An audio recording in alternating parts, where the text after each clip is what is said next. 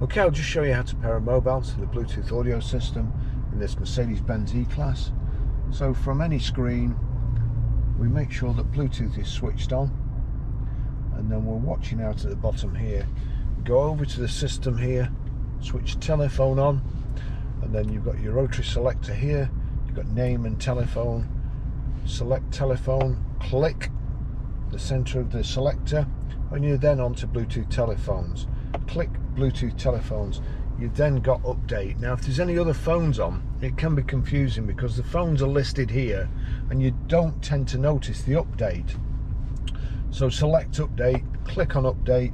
It's now looking for a maximum of 15 Bluetooth devices.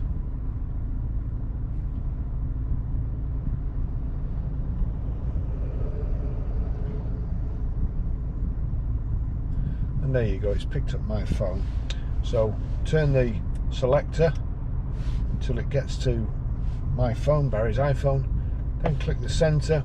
We now have to put a code in. For ease of use, I'm going to put 0000 in, and then we wind across to OK, and then click in the center for OK, and here we go. We've got this sort of calculator thing up there.